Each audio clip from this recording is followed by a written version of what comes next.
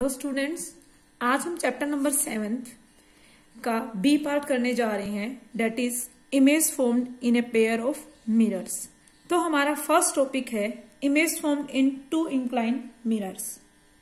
अगर किसी ऑब्जेक्ट को हम दो इंक्लाइन मिरर्स के बीच में रखते हैं, मीन्स हम मान लो कि हमारे पास दो मिरर्स हैं, उनको हमने किसी भी एंगल पे रख दिया है, हमने थीटा मान लिया, किसी भी एंगल पे रख दे और इनके बीच में हम कोई ऑब्जेक्ट रख दे। मान लो यहां पर ये मिरर M1 है और ये मिरर M2। तो हम देखेंगे कि हमको इस ऑब्जेक्ट की बहुत सारी इमेजेस दिखाई दे रही हैं। Multiple images of object are formed. और ये सब क्यों हो रहा है? क्योंकि लाइट रे जब रिफ्लेक्ट कर रही है एक मिरर से, तो रिफ्लेक्ट होने के बाद वो दूसरे मिरर पे क्या कर रही है? फॉल कर रही है। या सिंप्लिसिटी हम ये कह सकते हैं, जो एक मिरर ने इमेज बनाई वो दूसरे मिरर के लिए एक ऑब्जेक्ट का काम कर रही है और इसके कारण क्या बन रही है? मल्टीपल इमेजेस बन रही हैं।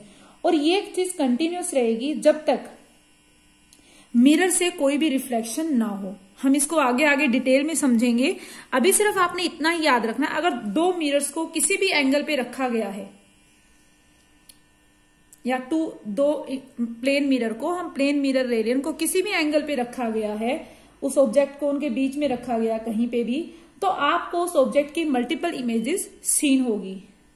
और ये सब कुछ क्यों हो रहा है? Due to reflection of light, या रिफ्लेक्शन हो रही है बार बार इमेज की। अब जैसे जैसे हम एंगल को चेंज करेंगे, ऐसे मैं अगर एंगल को चेंज कर रही हूं, जैसे जैसे मैं एंगल को चेंज करूंगी तो नंबर ऑफ इमेजेस भी, जो इमेज बन रही हैं, वो भी क्या होती जाएंगी? चेंज होती जाएंगी। मान लो एक पर्टिकुलर एंगल पर 3 इमेजेस बन रही थी, मैंने एंगल को चेंज किया, हो सकता है इस टाइम 5 इमेजेस बन रही हो, 6 इमेजेस बन रही हो। तो ऐसा कोई फिक्स नहीं है कि हर बार जो इमेजेस होंगी वो 2 ही होंगी। जैसे जैसे एंगल चेंज होगा वैसे वैसे नंबर ऑफ इमेजेस फॉर्म भी चेंज होंगी आपकी। तो कितनी इमेजेस बनेंगी, कितनी इमेजेस बनेंगी वो डिपेंड करता है आपके एंगल पे, मींस थीटा पे, जो दो मिरर्स के बीच में है। तो थीटा अगर दो एंगल्स के बीच में क्या है? कोई भी एंगल हो सकता है। तो हमारे दो केसेस बनेंगे बेटा। हम पहले बात करते हैं केस 1 की। तो आपका फर्स्ट केस क्या हो सकता है? तो फर्स्ट केस है बेटा, इफ 360 अपॉन में थीटा, थीटा क्या है? एंगल है दो मिरर्स के बीच में, इक्वल टू एन। एन क्या है? कोई भी इवन नंबर। एन क्या है? कोई भी even.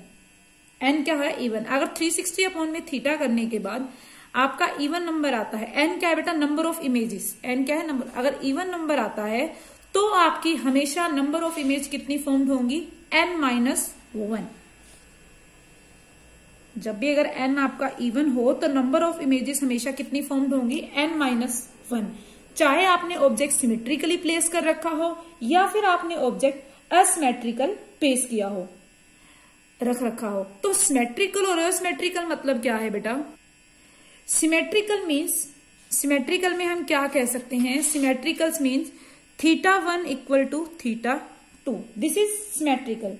Means angle is equally divided. Means अगर मान लो ये एक प्लेन मिरर है बेटा और ये दूसरा प्लेन मिरर है, हमने दो प्लेन मिरर ले लिए, this is M2 and this is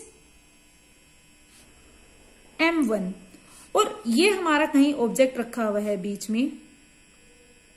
तो ये एंगल अगर मैं मानू θ1 है और अगर ये एंगल θ2 है, मीन्स अगर दोनों एंगल इक्वल है तो उसे हम क्या नाम देते हैं? सिमेट्रिकल। और अगर θ1 नॉट इक्वल टू θ2 है, मीन्स असिमेट्रिकल।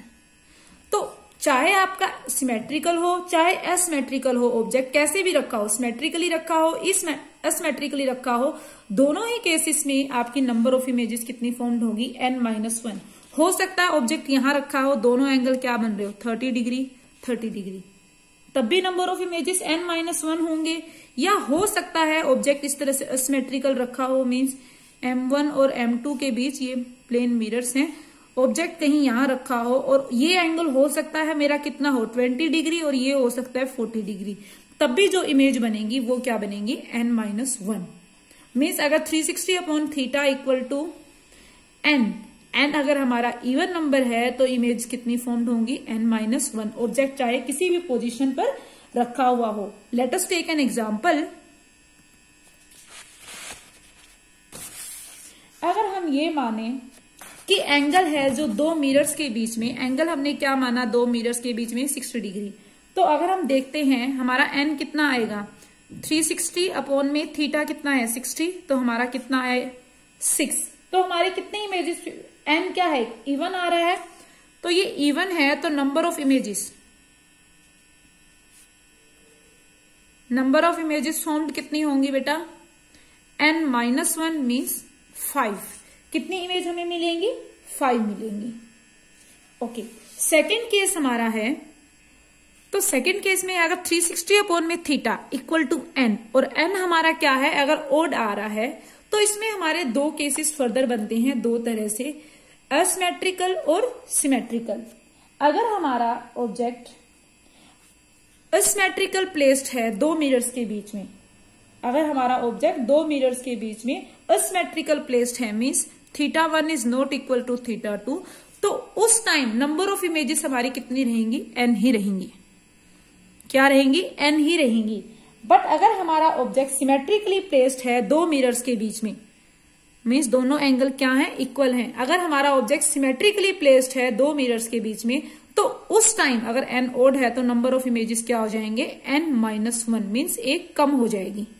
जैसे कि अगर हम एग्जांपल ले, हम मान ले थीटा क्या है हमारा 72 डिग्री मान सकती हूं। तो अगर हम n देखते हैं, n हमारा क्या आएगा बेटा, 360 अपॉन में 72। अगर हम इसको सोल्व करें तो हमारा n आता है 5। तो अगर हमारा ऑब्जेक्ट दो मिरर्स के बीच में असिमेट्रिकल प्लेस्ड है, तो नंबर ऑफ इमेजेस कितनी रहेंगी, 5 ही रहेंगी। मीन्स अगर हमारा क्या है, नंबर ऑफ इमेजेस 5 ही रहेंगी।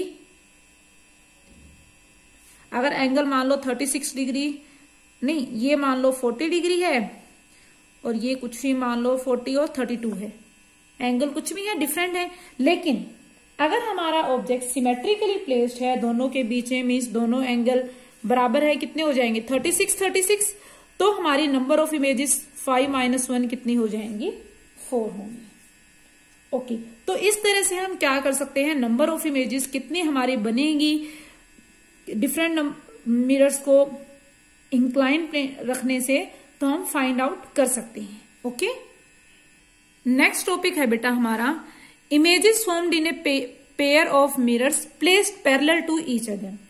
अगर हम दो मिरर्स को पैरेलल प्लेस करते हैं, मीन्स इस वे से मान लो पैरेलली प्लेस करते हैं, तो कितनी नंबर ऑफ इमेजेस यहाँ फॉर्म्ड होंगी। अगर हम दो मिरर को मान लो ये M1 है, ये M2 है, तो पैरेलली प्लेस किया है, तो थीटा कितना होगा बेटा, 0 ही होगा। तो हम n अगर कैलकुलेट करते हैं, n क्या आ गया 360 अपॉन में थीटा मीन्स 0, तो 360 अपॉन में थीटा मतलब 0 क्या बनेगा, इनफाइनाइट। मीन्स इस केस में आपके अगर दो मिरर्स को हम पैरेलली प्लेस करते हैं तो कितनी नंबर ऑफ इमेजेस बनती हैं, इनफाइनाइट नंबर ऑफ इमेजेस। अगर दो पैरेलल मिरर्स के बीच में हम कहीं ऑब्जेक्ट को रखते हैं, यहां रख लो, यहां रख लो, कहीं पे भी बीच में रख रहे ऑब्जेक्ट को, तो नंबर ऑफ इमेजेस कितनी फॉर्म्ड होंगी, इनफाइनाइट। अब इसी को हम विद द हेल्प ऑफ रे डायग्राम देखते हैं। तो हम रे डायग्राम देखने के लिए हमने माना कि हमारे पास दो प्लेन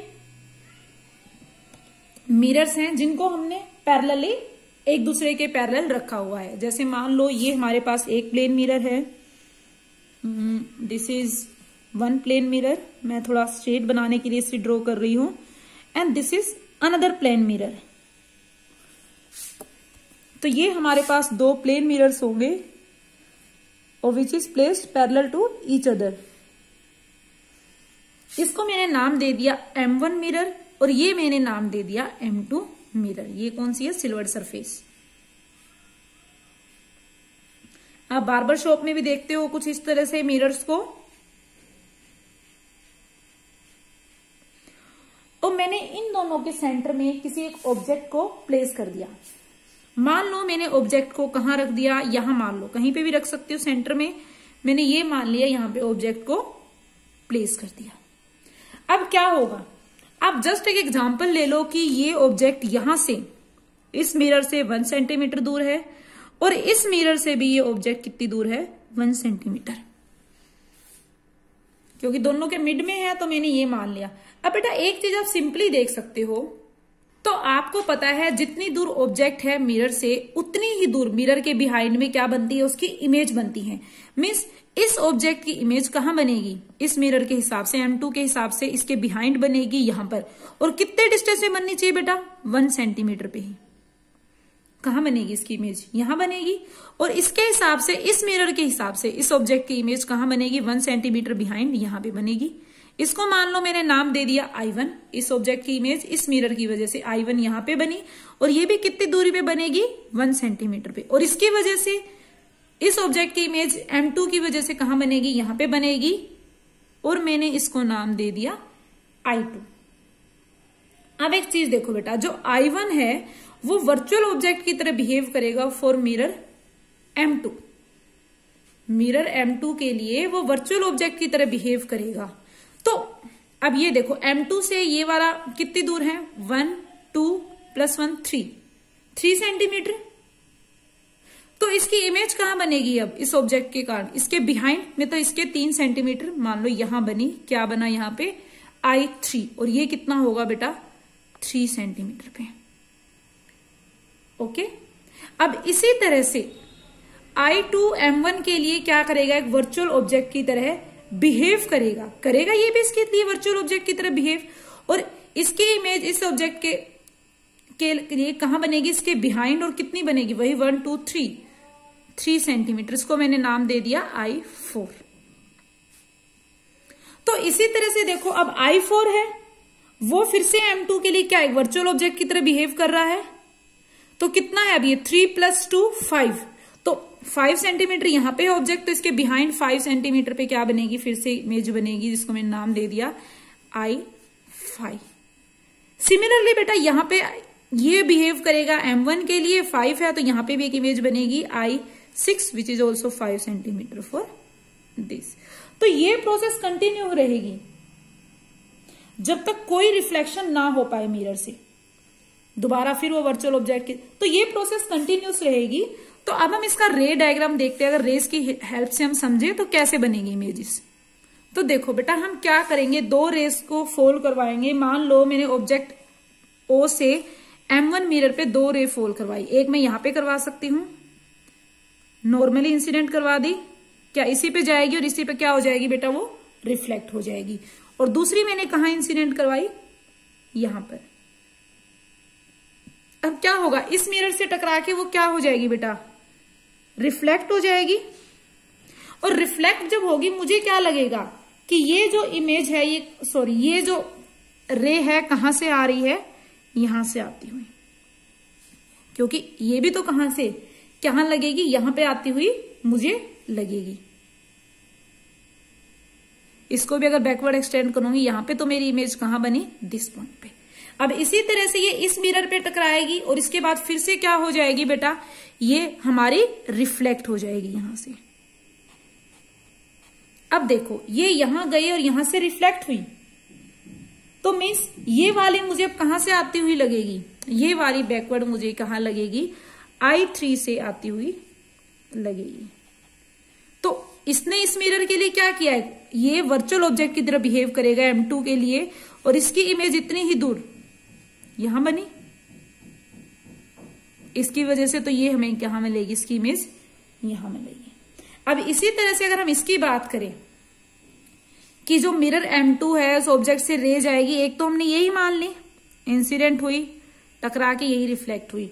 दूसरी मैं क्या मान सकती हूँ, मान लो मैंने यहां फोल्ड की, कर सकते हो, तो मुझे ये रिफ्लेक्ट होके कहां जाएगी, कहीं पे ही मान लो बेटा जहां मानना चाहते हो। मान लो मैंने रिफ्लेक्ट होके मान ली, ये इमेज आपकी कहां गई, यहां मान लेती हूं कहीं पे, ये यहां नहीं जाएगी, थोड़ी सी इसे बड़ी कर दो, चलो मैंने थोड़ी सी, ये यहां गई मान लो, तो ये यहां गई, इसको ऐसे ले लो बेटा, पजल ना हो आप, थोड़ी सी टिल्ट ले लो, ठीक है। तो ये यहां गई, तो अब ये क्या होगा बेटा, इसको मैं अगर फर्दर पीछे एक्सटेंड करती हूं और इसको भी, मुझे क्या लगेगा कि ये कहां से आ रही है, I2 से, I2। और जब ये यहां गई और यहां से क्या होगी, ये इस तरह से रिफ्लेक्ट होगी और ये कहां से आती हुई लगेगी बेटा, I4 से लगेगी। तो इसी तरह से ये प्रोसेस क्या रहेगी, कंटिन्यूस रहेगी, लगातार होती रहेगी और number of images, infinite number of images formed हो जाएगी। बट हर बार क्या होगा, इंटेंसिटी है जो हर बार धीरे धीरे क्या होती जाएगी, या ब्राइटनेस है जो इमेज की वो धीरे धीरे डिक्रीज होती जाएगी, कम होती जाएगी। क्योंकि क्या हो रहा है, क्योंकि कुछ एनर्जी मिरर क्या कर रहा है, हर बार एब्जॉर्व कर लेता है। तो इसीलिए हमें क्या होता है, कुछ इमेजेस दिखाई देती है 5 और 7, उसके बाद दिखाई देना बंद हो जाती है, क्योंकि उनकी इंटेंसिटी, ब्राइटनेस धीरे धीरे बहुत कम हो जाती है और हमें दिखना बंद हो जाती है। Otherwise it will form infinite number of images. इसी तरह इनकी बनेगी, इनकी रिफ्लेक्शन की वजह से ये प्रोसेस चलती रहेगी। आप बार्बर शॉप में जो देखते हो, शोरूम्स में देखते हो, तो इसी तरह मैनर में मिरर्स को अरेंज किया होता है। तो इट इज ऑल अबाउट कि जब दो मिरर्स को पैरेलल रखा जाता है एक दूसरे के, तो नंबर ऑफ इमेजेस कैसे बन रही है इनफाइनाइट। ओके बेटा, नेक्स्ट है image formed by 2 mirror place perpendicular to each other. अगर 2 मिरर्स को हम एक दूसरे के परपेंडिकुलर रखेंगे तो कितनी नंबर ऑफ इमेजेस बनेंगी। अगर 2 मिरर्स को हम एक दूसरे के परपेंडिकुलर रखेंगे, मान लो एक ये मिरर है M1 और एक ये मिरर है M2, तो इनके बीच थीटा कितना होता है बेटा, 90 डिग्री। मीन्स हम थीटा की वैल्यू क्या है, 90 डिग्री। तो n नंबर ऑफ इमेजेस क्या होगा, 360 अपॉन में थीटा 90। सोल्व करके क्या आएगा मेरे पास, 4, 9 4 आया। तो नंबर ऑफ इमेजेस कितनी फॉर्म्ड होंगी यहाँ पे, 4 - 1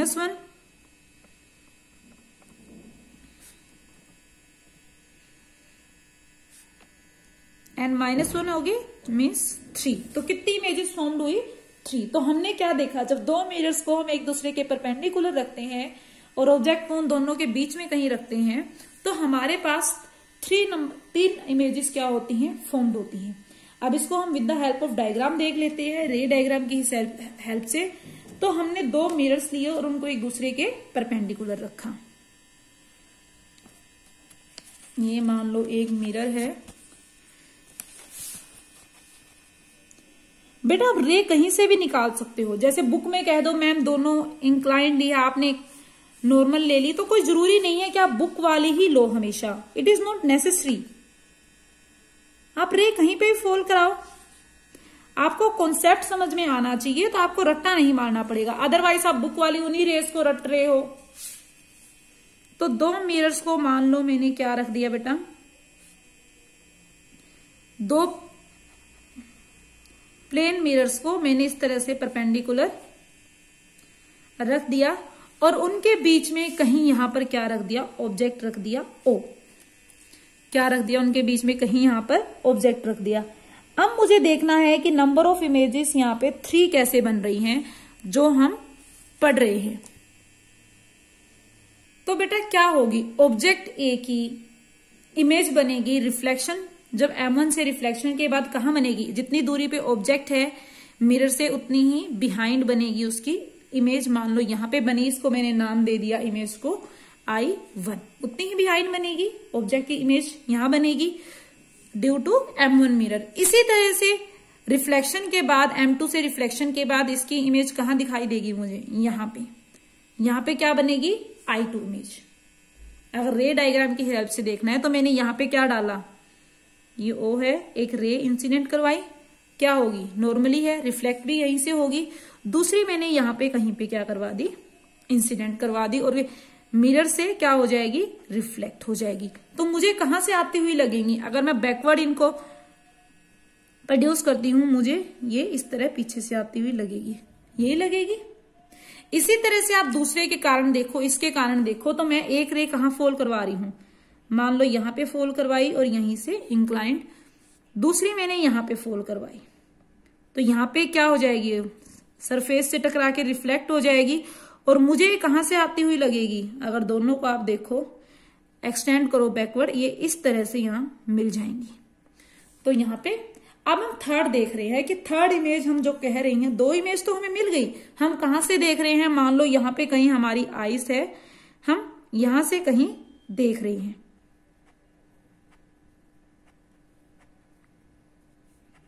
तो अब थर्ड इमेज कहां बन रही है? एक तरह से मान लो मैंने इन मिरर्स को एक्सटेंड कर लिया, हो नहीं सकते, जस्ट मैं एग्जाम्पल देके बता रही हूं, इन मिरर्स को एक्सटेंड हो गई। तो थर्ड इमेज आपकी कैसे बन रही है बेटा? मैं यहाँ पे कहीं साइड में डायग्राम बना के दिखाती हूँ। दो ये मेरे मिरर्स है which are perpendicular to each other, और ये मैंने माना मेरा ऑब्जेक्ट ओ है। तो मैं क्या ये कर सकते, इससे कहीं पे भी रे फॉल कर रहे हैं, हम पढ़ रहे थे, तो मैं यहाँ पे कहीं पे रे फॉल करवा सकते। एक सेकंड में दूसरा पेन ले लू बेटा। मैंने माना कि यहाँ पे कहीं पे मिरर M1 पे मैंने यहाँ पे रे इंसिडेंट करवाई, ये इस मिरर से टकरा के यहां से क्या हो जाएगी, रिफ्लेक्ट हो जाएगी इस वे से, और कहां जाएगी, इस वे से फिर से रिफ्लेक्ट होगी M1 और M2। इस वे से अगर मैं इसको बैकवर्ड प्रोड्यूस करूं तो मुझे क्या मिलेगा, कुछ इस तरह से मिलेगी।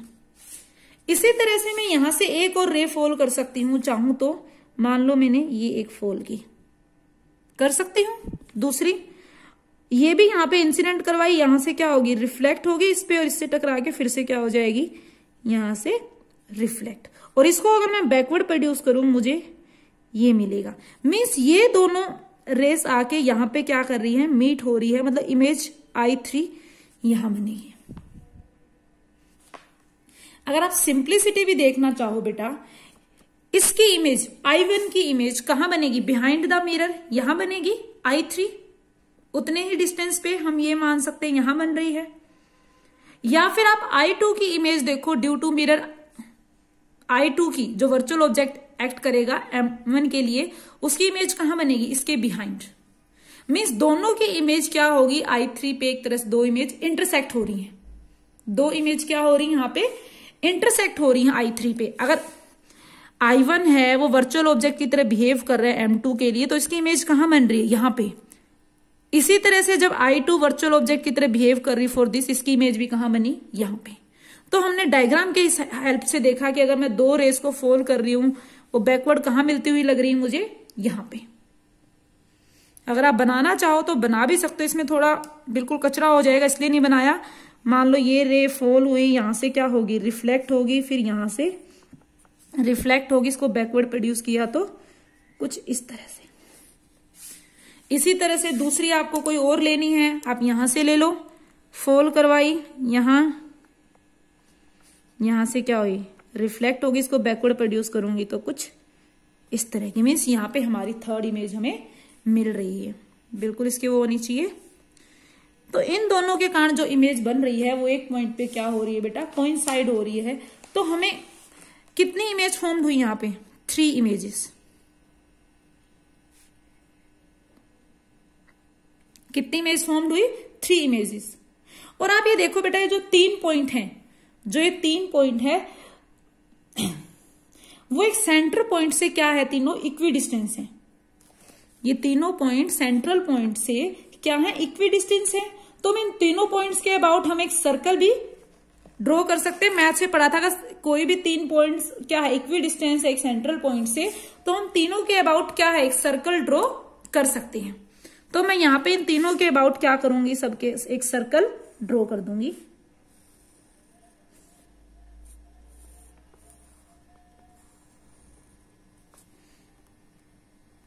और सर्कल क्या होगा बेटा, 4th पॉइंट से भी पास होगा। According to circle concept, mirror से जितने एंगुलर डिस्टेंस पे ये ऑब्जेक्ट है उतने ही एंगुलर पर इमेज बनती है। जितने पर एंगुलर डिस्टेंस पर ये ऑब्जेक्ट, उतने एंगुलर डिस्टेंस पे क्या बनेगी, इमेज बनेगी। तो ये सारे क्या है, यहां से एक दूसरे से इक्वी डिस्टेंस है और एक सर्कल की तरह बन रहे हैं।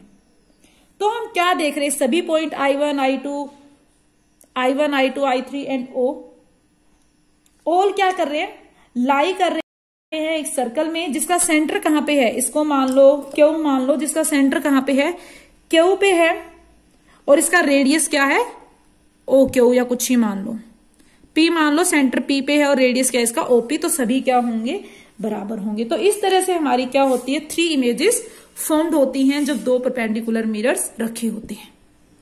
नेक्स्ट है बेटा यूजेस ऑफ प्लेन मिरर। हम प्लेन मिरर बहुत जगह यूज करते हैं, जैसे हम ड्रेसिंग रूम में जो हम यूज कर रहे हैं, वो हमारा क्या है, ड्रेसिंग मिरर जो आपका है, ड्रेसिंग मिरर आपका क्या है बेटा, प्लेन मिरर। इसके बाद आप जो बार्बर शॉप में यूज कर रहे हो वो भी आपका क्या है, प्लेन मिरर। जो आप शोरूम्स में यूज करते हो वो भी आपके क्या है, प्लेन मिरर। सोलर कुकर में जो आप मिरर्स यूज कर रहे हो वो भी क्या है आपके, प्लेन मिरर। इवन पेरिस्कोप में भी आप क्या करते हो, प्लेन मिरर्स का यूज करते हो। And many more, there are many example of where we will use plane mirror. अगर बेटा इसमें किसी को भी कोई भी प्रॉब्लम आती है, please ask to me in your live class.